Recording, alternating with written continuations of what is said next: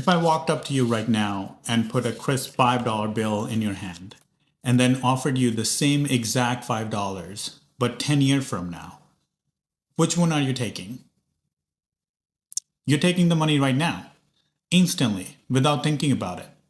That snap decision, that gut feeling that money today is better than money later, is the core principle of discounted cash flow. We dress it up with formulas, spreadsheet, and Greek letters, but underneath is just common sense written as math. In this video, I want to strip DCF down to that common sense. No Excel files, no intimidating model, just a white paper and a marker. We'll build the logic from scratch and then test drive it on a real company, MasterCard. Let's start with the most basic question in all of finance. Why does a business have a value at all? If you watch a financial news, you would think value comes from rising stock chart, a charismatic CEO, or the fact that they just slap AI on their names. All of that is noise. A business has a value for one reason. It produces cash. If a company has a cool tech, a huge campus, and a wall full of patents, but never produces cash for its owner, not now, not in 10 years, not in 100 years, then as an investment, it's worth zero. We do need to be precise about what we mean by cash. We are not talking about revenue, it's just a top line sales. We are not even talking about net income, which can be massaged with accounting rules, but we are talking about free cash flow. The cash left after the business has paid its bill and reinvested enough to stay in competition. Think of owning a lemonade stand. You pay for the lemon and sugar, maybe a new sign. Free cash flow is what's left in the register at the end of the day that you can actually put in your pocket. So we can now define discounted cash flow in one sentence. The value of a business today is the total of all free cash flow it will ever generate over its life, adjusted for time and risk. Adjusted for time and risk is doing a lot of work there, so let's unpack it. We already know emotionally that a dollar today beats a dollar tomorrow. There are three main enemies of future money. Opportunity: if you have the money today, you can use it, invest it, earn interest on it. Second is inflation. Over time, money loses purchasing power. $100 today buys you a lot more than $100 in 10 years from now. And third is uncertainty. The future is foggy. Between now and 10 years from now, a lot can go wrong. Because of these three factors, we don't take future value at its face value. We discount it. That's why it's called discounted cash flow. We are translating a future promise into what's it's worth to you right now. Under the hood, you are really answering just four questions. How much cash it will make? For how long? How risky is that cash? What is it all of that worth to me today? The math is not the hard part, it's just arithmetic. The hard part is the assumption you plug in. Let's talk about MasterCard. It's the perfect example because its business model is so clean that people often call it a toll booth on global payment system. Think about a toll booth. It doesn't build car or refine gasoline. It just stands there, lets you pass, and take a tiny fee each time. That's MasterCard.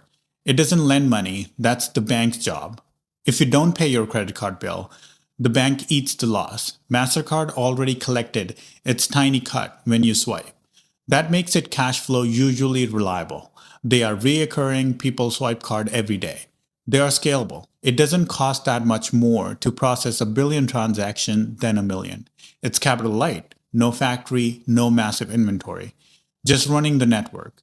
In recent years, MasterCard has generated in the order of $13 to $14 billion in free cash flow annually.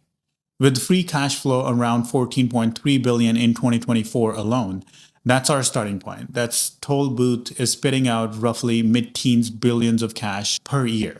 Let's sketch the DCF on our imaginary napkin. First, forecasting. A common choice is a 5-year forecasting window because beyond 5 years, you are mostly writing fiction. The world changes too fast for precise year-by-year guessing. Let's assume MasterCard grow free cash flow at about 10% per year.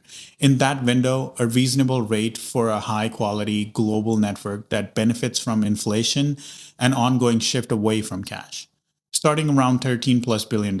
Year 1, about 13.2. Year 2, 14.6, year 3, 16.1, year 4, 17.7, and so on. Visualize those 5 piles of money, each sitting a bit further away in time.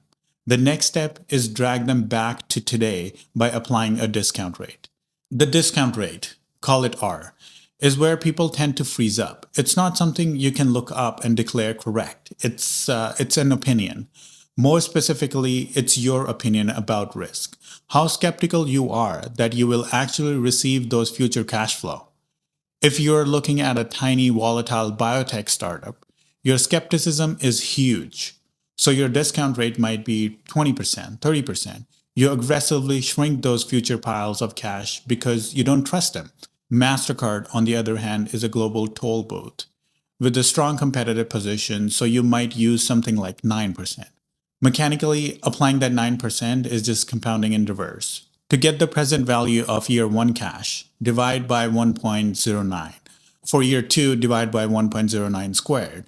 Year 3, cubed, and so on.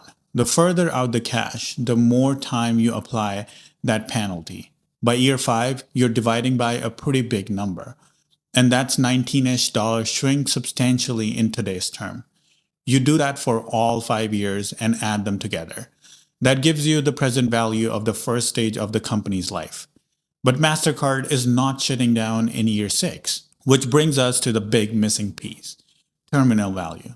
Putting a number on forever, if our model stopped at year 5, we would be valuing MasterCard as if it liquidates at that point, which obviously isn't true. We need a way to capture everything from year 6 to infinity. That's the terminal value. Think of owning a rental property. You collect rent for 5 years. That's your forecasting period. Then you sell the house. The sales price reflects all the rent that the next owner expect to receive in the future. In DCF, the terminal value is that sales price for the business at the end of the year 5. Conceptually, you take the year 5 cash flow and divide it by difference between your discounted rate and the modest long-term growth, G. So it looks like terminal value is equal to cash year 5 divided by R minus G. Why R minus G? R is pulling value down because risk and time, while G is pushing value up because the cash keep growing. They are in a tug of war. Since we are talking about forever, G has to be boring, something like 3%, roughly in line with long-term global economic growth. If we pair a 9% discount rate with 3% long-term growth rate, R minus G is 6%. Divided by a small percentage is like multiplying by a big number. So the terminal value ends up being something like 16 to 17 times that year 5 cash flow. And here's the kicker. In DCF, for a strong, durable business like MasterCard, that terminal value can easily be 70 to 80% of the total intrinsic value. In other words, when you're buying the stock today, most of what you're paying for is what the company will be doing beyond the first 5 years. If the business might not exist in year 6, that terminal value collapses. If it's a MasterCard type franchise, it's enormous. Let's pull it all together. Without rough inputs, starting with free cash flow in the low teens, 10% annual growth for 5 years, 9% discount rate, and a 3% terminal growth. The model points to a total business value around a few $100 billion, in the ballpark of $250 billion. Divide that by the share count, and you get an intrinsic value roughly in high 200s per share, around $275 to $280. But here's where the framework gets interesting. MasterCard's market price has often traded far above that, in $400 to $500 range. So what does that mean? It does not mean the math is broken. It means there's a gap between your assumption and the market's assumption. The gap is the information. The specific question becomes, what does the market see that I don't? Or what am I seeing that market is ignoring? If the market is paying, say, $480 when your DCF says $280, the market is clearly more optimistic about the future growth, risk, or both. This brings us to one of the most powerful ideas in valuation, the reverse DCF. Instead of using your assumption to predict what the price should be, you start with actual price, and work backwards to see what must be true for that price to make sense. You take the current stock price, plug it into your DCF structure, and then tweak the growth rate or other assumptions until the math lines up. For MasterCard at a hypothetical $480 stock price, the implied growth rate might comes out closer to something like the high teens annually over a long stretch. Now the question you need to answer is simple. Do I believe that? Is this realistic for a company of this size and maturity to grow free cash flow at, say, 18% a year for a decade? If your honest answer is no way, then the stock is overvalued for you, regardless of what the market is doing. That's the beauty of reverse DCF. It turns investing from a vague guessing game into a logic puzzle. The price on the screen stops being just a number, becomes a story about the future cash flow and the risk, and you decide whether the story is plausible. Let's bring it all together. Once you see the DCF this way, you cannot unsee it. Every time interest rate moves, discount rates shift, and the valuation adjusts. Every time a company reports a great or terrible quarter, the cash flow assumption changes, and the ripple through the valuation. So here's my challenge to you this episode. Pick a company you love, maybe the one that makes your phone, your car, or your favorite app. Look up its free cash flow and market cap. Then your own little napkin, try to break the math. What kind of growth? For how long? At what risk? Would you need to assume to justify today's price? If those assumptions look impossible in the real world, you have just found a stock that is priced for perfection in a world that is anything but. And if they look surprisingly modest, you might just found an opportunity.